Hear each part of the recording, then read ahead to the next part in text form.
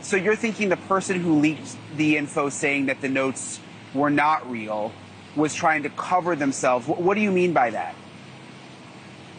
Well, because one of the kind of working theories going on right now is the theory about the Bitcoin and the kidnapping for ransom.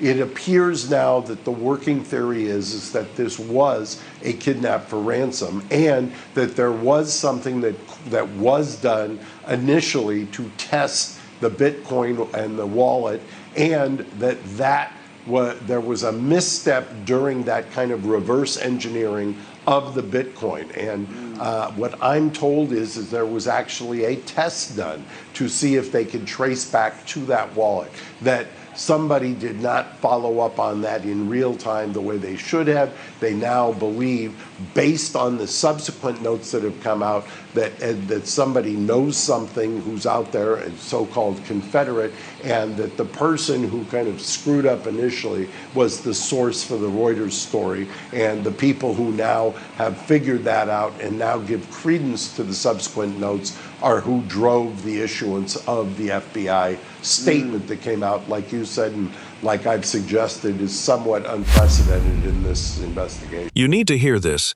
The FBI just contradicted itself, in public, in the same week, about the same case. One office said the ransom notes are fake.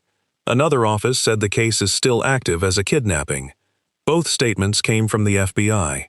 Only one of them can be true. This is the Nancy Guthrie case. An 84-year-old woman vanished from her Catalina Foothills home. 5 months later, the agency built to find her can't agree on its own evidence. Here's what we're promising you today. First, you'll see the exact evidence that split the FBI's story in two.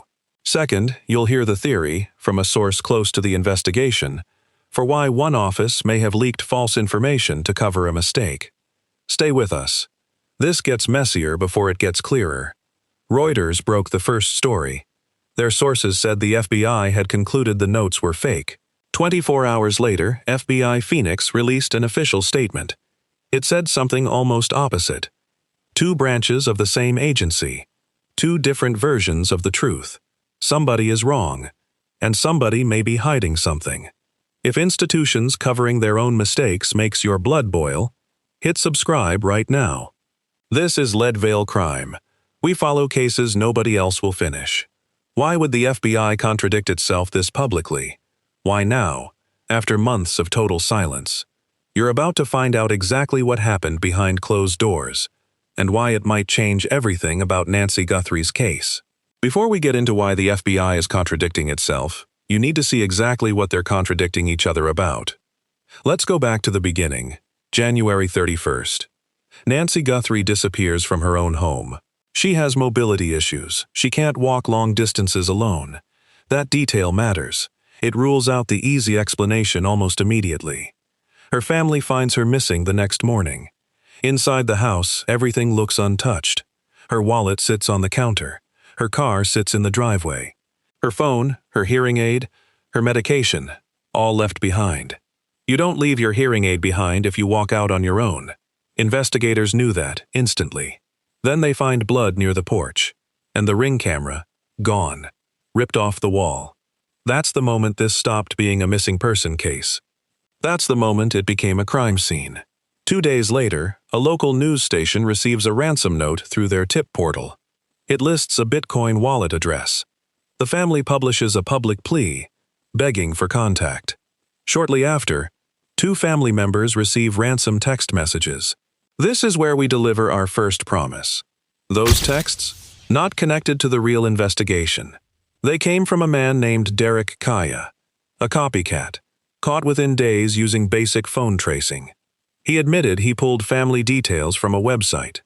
He was chasing attention, not ransom money. Case closed on him. But the original note, the one sent to the news station, the one with the Bitcoin wallet, that sender has never been identified. NG is an 84-year-old woman with mobility issues that likely preclude her from walking long distances unassisted. That's the exact language from the federal complaint. Cold, clinical. And still unanswered 5 months later, the copycat got caught in 3 minutes of phone records. The real sender is still out there. And that's exactly where the FBI started disagreeing with itself. Underscore. With the real evidence on the table, here's where the FBI's story completely falls apart. Here's the second promise we made you. Why did the FBI contradict itself? We're answering that now. Reuters cited 2 law enforcement sources. Both told them the same thing. The ransom notes were fake. No hedging. No uncertainty. A flat statement. Less than a day later, FBI Phoenix released this. Some have been deemed to be extortion attempts without legitimacy. Other ransom demands may potentially be legitimate and are still being investigated as such. Read that again. That's not a clarification. That's a correction. A source close to the investigation offered a theory. Someone inside the FBI made a mistake tracing the Bitcoin wallet tied to the notes. That mistake got leaked to Reuters, maybe to get ahead of the story before it became a scandal. Then other parts of the FBI pushed back. Hard. That pushback became the official statement. Here are 5 reasons this theory holds up. 1.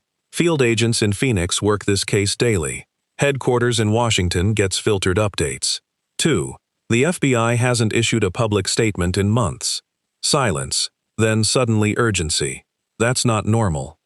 3. The statement specifically says, kidnapping for ransom. That phrase keeps the case alive, even without confirmed notes. 4.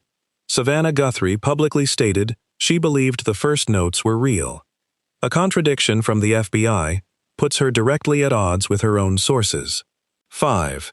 No agency corrects itself this fast unless something forced their hand. So here's the question you need to sit with. Was this an honest disagreement between offices? Or a cover-up that almost worked? Tell us what you think really happened inside the FBI. Was this a mistake? Or a cover-up? Comment your theory below. Thing_. If this leak theory is right, there's someone who understands exactly how it happened. And he spent his career inside the FBI. A retired FBI agent broke this down in plain terms. His explanation changes how you see the entire conflict. The headquarters agents left investigation years before and have gone the management route, and there is a disconnect between the agents who are in the field and the agents who are in headquarters. Read that twice. Field agents hold the evidence in their hands. Headquarters reads reports from 1,000 miles away. Somewhere between those 2 offices, the truth got twisted. But here's the detail that should unsettle you most. The FBI's statement wasn't really about the notes. It was about keeping the kidnapping theory alive, even if every single note turns out fake. Because if there's no evidence she's alive, there's no reason left to hope. If that detail just gave you chills, like this video right now, we need more eyes tracking every update in this case.